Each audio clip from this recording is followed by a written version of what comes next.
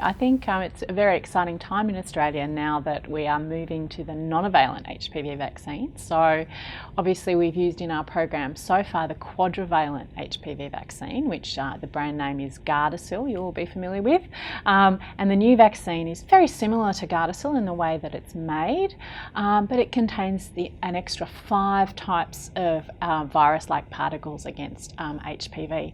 Now look, the reason that we're moving to the new vaccine is because obviously it expands the protection against HPV related diseases you get, and the reason that these 5 extra types have been put in there is because they're the next 5 most common types that we find in cervical cancers. So in addition to types 6 and 11, which we know are in the quadrivalent vaccine and provide fantastic protection against genital warts, and 16 and 18, which we also know are the most oncogenic, so the absolute nastiest HPV types, we've now added types 31, 33, 45, 52 and 58. And most of those types are very closely related to 16 and 18, so they're quite oncogenic, but each of them only causes a few % of our cervical cancer cases. So the difference is when we add them all together as an extra 5 types, we're getting about another 15 to 20% protection.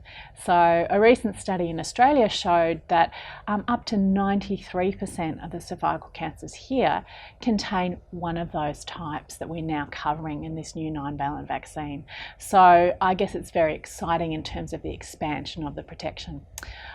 It is really important to understand though that this is very much an incremental benefit. So the heavy lifting of these vaccines is done by the 16 and 18 component, which cause not only the vast majority of cervical cancers, including adenocarcinomas, in which type 18 predominates, but also all of the other HPV related cancers. So your anal cancers, your oropharyngeal cancers, your penile, your vulval and vaginal cancers are very dominated by HPV 16.